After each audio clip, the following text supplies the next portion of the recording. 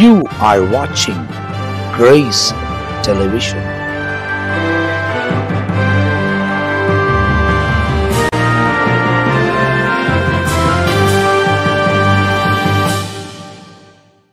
இயேசு கிறிஸ்துவின் நாமத்தில் உங்கள் யாவருக்கும் அன்பின் வாழ்த்துக்களும் ஸ்தோத்திரங்கள் ஏறெடுக்கிற இந்த காலை நேரத்தில் கர்த்தர் தொடர்ந்து நம்மை ஆசீர்வதிக்கிற தேவன். கர்த்தருடைய பெரிதான கிருபையில இந்த கடைசி நாட்களை நம்ம வாழ்ந்து கொண்டிருக்கிறோம். எனக்கு அருமையான தேவச்சனமே, இந்த வசனத்தை கவனிக்கிற உங்கள் வாழ்க்கையில் கர்த்தர் பெரிய காரியங்களை செய்யட்டும். ஒவ்வொரு நாளும் ஆண்டவருடைய கிருபையில் ஆண்டவர் இந்த கிருபையாக இந்த நாட்களை நமக்கு கொடுத்து கொண்டு இருக்கிறார். பல இடங்களில் நம்ம பல திடுக்கிடும் காரியங்களை நம்ம கவனித்து கொண்டு இருக்கிறோம். நேற்று முன்தினத்தில் கூட நம்ம பார்க்கும்போது கடந்த நாட்களில் ஆப்கானிஸ்தான் தேசத்திலையும் பலவிதமான ஜனங்க இடிபாடுகளுக்குள்ளாக நிலநடுக்கத்திற்குள்ளாக அநேகர் சிக்கிக்கொண்டு மாட்டி மடிந்தாங்க.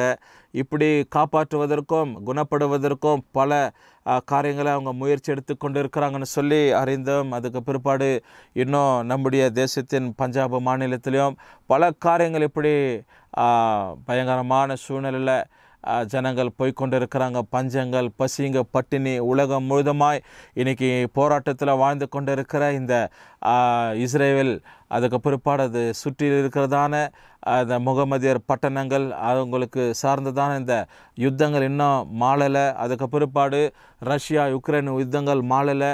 இன்னும் ஒழிந்து போகாதபடி இது நாளுக்கு நாள் வலுவடைந்து ஏறக்குறைய ஒரே நாளில் 800க்கு மேற்பட்ட ஜனங்கள் குண்டு வீழ்ச்சினால் தகர்க்கப்பட்டு பெரிய பெரிய வர்த்தக மையங்களெல்லாம் இடிபாடுக்குள்ளாக போய் அநேக பிரம்மாண்டமான கட்டடங்களெல்லாம் ஒழிந்து போய் ஜனங்க சின்ன பின்னமாகி சாப்பாட்டுக்கு இல்லாத பஞ்சத்தின் வாழ்க்கை, தூங்குவதற்கு ஒரு தனிமையான ஒரு இடையில மருத்துவ வசதியே இல்லை. இன்றைக்கி எத்தனையோ ஜனங்கள் ஐயோன்னு கூக்கல் எடுக்கிறதான ஒரு சூழ்நிலைங்க. ஆனாலும் ஆண்டுடைய பெரிதான கிருபையில் இந்த இடத்துல ஏதோ ஒரு பட்டணத்தில் அந்த தேசத்தில் ஒரு மூலையில் நம்ம வாழ்ந்து கொண்டு இருக்கிறோம். ஆண்டுடைய பெரிய இரக்கம் நம்ம பாதுகாத்து நடத்தி கொண்டு இருக்குது. இந்த கடைசி நாட்களில் தேவனை மாத்திரம் நீங்கள் பிடிச்சு கொள்ளுங்க. விடாப்படியாய் கர்த்தரை நீங்கள் சார்ந்து கொள்வீர்களானால் உங்கள் வாழ்க்கையில் கர்த்தர் பெரிய சமாதானமான காரியங்களை உங்கள் வாழ்க்கைக்கு ஆண்டவர் செயல்படுத்துவார். ஆண்டுடைய ஆசீர்வாதம் உங்கள் குடும்பத்தை தாங்கும். பெரிய காரியங்கள் குடும்பத்தில் நடக்கும். பிள்ளைங்க ரட்சிக்கப்படுவாங்க, ரட்சிக்கப்படாத கணவர் ரட்சிக்கப்படுவார், மனைவி ரட்சிக்கப்படுவாங்க. இந்த கடைசி நாட்களில் யுத்த செய்திகள் பல தடிக்கடும் தகவல்கள் நாம் கேள்விப்பட்டு கொண்டாலும் ஒரு புறத்தில் ஆண்டுடைய எழுப்புதல் இந்த ஜனங்களுக்குள்ள தேசத்திற்குள்ள காணப்பட்டு கொண்டிருக்கிற ஒரு பக்கம் ஜனங்கள் கூட்டம் கூட்டமாக ஜெபிக்கிறது, ஆண்டவரை தேடுகிறதும், இன்னொரு புறத்தில் அதுக்கு விரோதமான காரியங்களை செயல்படுகிறது. இப்படியெல்லாம் காரியங்கள் நடந்து கொண்டிருக்கிறது.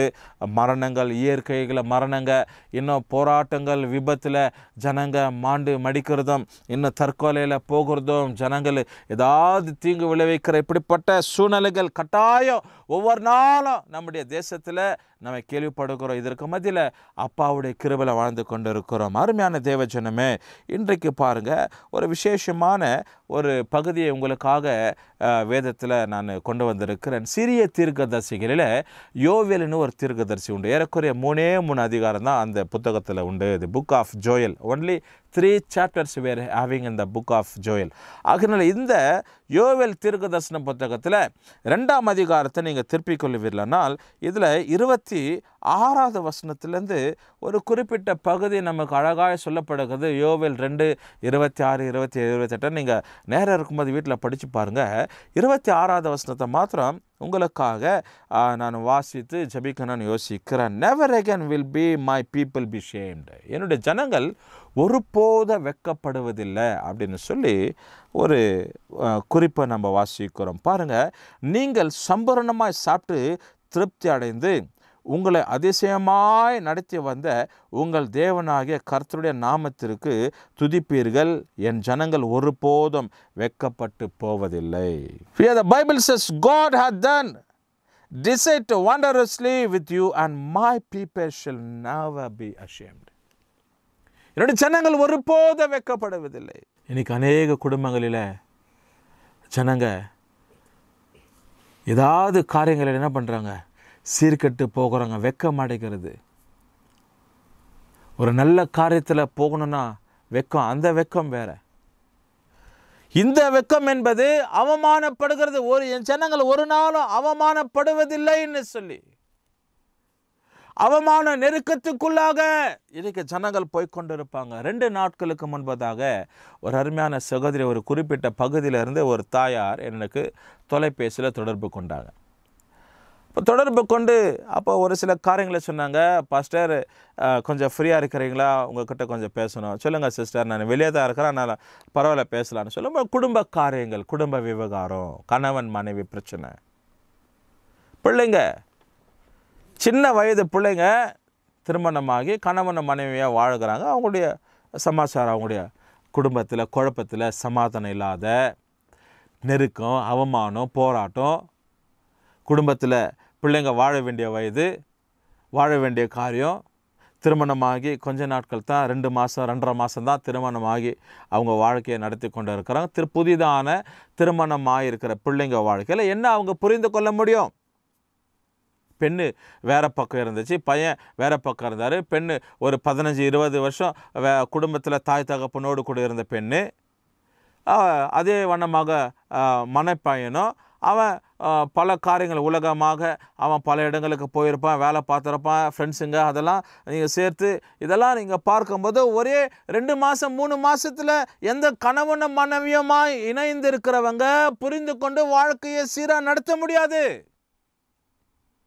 2-3 மாதத்துக்குள்ள ஒரு எங்கேருந்தோ வந்து இருக்கிற ஒரு பெண்ணு, எங்கேயோ வந்து வாழ்கிற ஒரு பெண்ணு ஒரு குடும்பத்தை புரிந்து எப்படி அனுசரித்து போக முடியும்?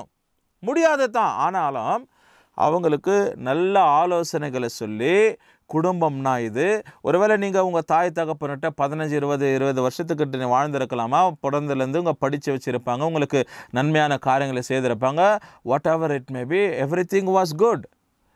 ஆனால் இப்போ நீங்கள் இன்னொரு குடும்பத்திற்குன்னு வந்துட்டு போகிறப்போ அந்த குடும்பத்தின் ஒரு பெண்ணாயிட்டீங்க.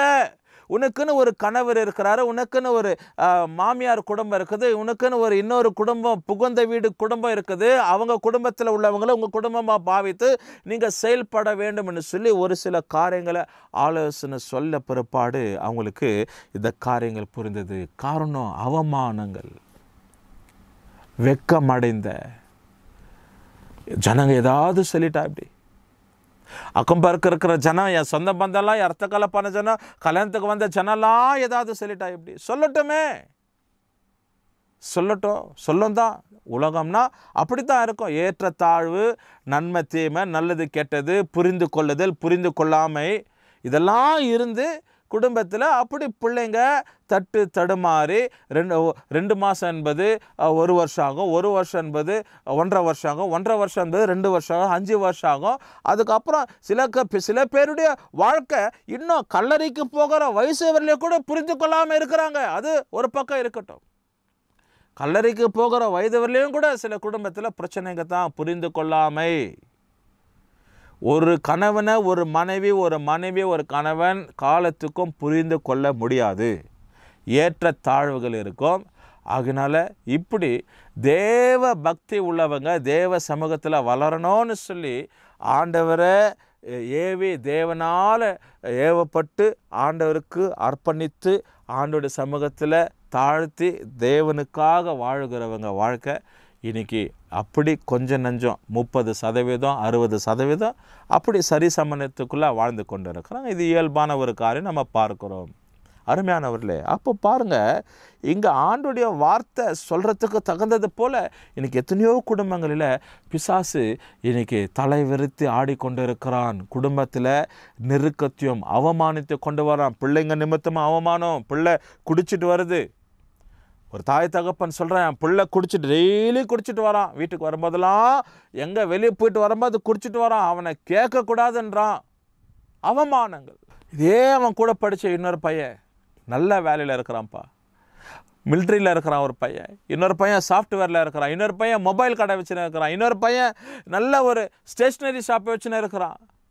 ஆனால் என் பிள்ளை இப்படி இருக்குது, தரித்திரமாக இருக்குது, என் பிள்ளை இப்படி இருக்குதுன்னு சொல்லி எத்தனையோ குடும்பத்தில் அழுகுறாங்க. தலையில் அடிச்சுக்கிற ஒரு காரியம் தாய் தகப்பன். அவமானங்கள் பிசாசு கொண்டு வருவான்.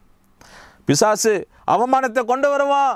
தலைகுணவை ஏற்படுத்துகிற, அதுதான் அவனுடைய வேலை, அதுதான் அவனுடைய யுக்தி. குடும்பத்தில் யுக்திகளை கையாண்டு பிரிவினைகளை ஏற்படுத்துகிற ஒரு சூழ்நிலையில் தான் பிசாசு இன்னைக்கு குடும்பங்கள் நடத்தான். பாருங்க, ஆண்டுடைய வசனத்தில், ஆண்டுடைய வார்த்தையில் இந்த சிறிய தீர்க்கதரிசியாக யோவேல் எழுதுறாரு, என் ஜனங்கள் ஒருபோதும் வெட்கப்படுவதில்லை. And my people shall never be ashamed. இன்னைக்கு தேவனால் நடத்தப்படுகிற, தேவனை சார்ந்திருக்கிற உன் வாழ்க்கையில் ஆண்டவர் எந்த விதத்தில் வெட்கத்திற்குள்ள நடத்த மாட்டார். Nothing will be ashamed you. ஒரு காரியம் உங்களை அப்படி அதாவது பிரச்சனைகளுக்குள்ளாகும், இல்லை அவமானத்திற்குள்ளாக, வெட்கத்திற்குள்ளாக தள்ளப்பட மாட்டாய். எனக்கு பிரியமான தேவச்சனமே, இந்த கால நேரத்தில் ஆண்டவர் உங்களோடு கூட இடைப்பட்டு கொண்டு இருக்கிற, ஒருவேளை இந்த வசனத்தை கவனிக்கிற உங்கள் வீட்டில் ஏதாவது பிரச்சனைக்குள்ளே நீங்கள் போகலாம். பிள்ளைங்க நிமித்தமாக, கணவர் நிமித்தமாக, ஏதோ ஒரு பிசாசுடைய செயல்கள், சாத்தான் தந்திரமாக செயல்பட்டு கொண்டு இருப்பான். சின்ன ஒரு பிரச்சனை பெருசாகிடும், சின்ன ஒரு காரியம் பெருசாகிடும். அப்படியே குடும்பமே இடிஞ்சு உட்கார, குடும்பமே பிரிஞ்சு போகிற அளவுக்கு பிசாசு காரியங்களை செயல்படுத்திடுவான். கவலைப்படாதீங்க. Do not be worried. பயப்படாதீங்க. தேவன் உங்கள் பக்கத்தில் இருக்கு, உங்கள் பட்சத்தில் இருக்கிறார். தேவன் உங்களுக்காக வழக்காடாது. உங்கள் அவமானத்தை எல்லாம் கர்த்தர் மாற்றிடுவார். உங்கள் நெருக்கத்தை எல்லாம் கர்த்தர் மாற்றிடுவார். உங்கள் அவமானங்கள் எல்லாம், உங்கள் நிந்தனைகள் எல்லாம் மாறிடும். கர்த்தர் அப்படி காரியங்களை செவையாய் செயல்படுத்துவார். தேவனுடைய காரம் தொடர்ந்து நம்மை பாதுகாக்கும். தேவனுடைய ஆசீர்வாதம் தொடர்ந்து நம்மை நடத்தும். தேவன் தொடர்ந்து நம்ம எல்லா விதத்தில் நடத்துவார். கர்த்தருடைய ஆசீர்வாதம், ஆறுதல், சமாதானம் குடும்பங்களை ஆலோசியும். ஜெபம் பண்ணுவோமா? நல்ல பிதாவே, இந்த காரணத்துக்காக நன்றி. யோவேல் 2:26, 27, 28 அப்படி இருக்கிற வசனங்களில் ஆண்டவரே, இந்த பிள்ளைங்க கர்த்தாவே இன்றைக்கு ஆண்டவர் இடம் கொடுத்துருக்குறாங்க. என்ன காரியங்களோ, என்ன சூழ்நிலைகளோ இந்த பிள்ளைங்க வாழ்க்கையில் எந்த விதத்திலோ ஆண்டவர் அவமானங்களோ, வெக்கங்களோ, ஆண்டவரே பொச்சரிப்புகளோ, ஆண்டவரே தகப்பன் தாறுமாறான சூழ்நிலைகள் குடும்பங்களை பிசாசு கையாளாதபடிக்கு கர்த்தர் தாமே கிருபையை பாதுகாத்து நடத்துவீராக. இயேசு கிறிஸ்துவின் நாமத்தில் ஜெபிக்கிறோம் நல்ல பிதாவே, ஆமென். கர்த்தர் நம்மை ஆசீர்வதிப்பார்.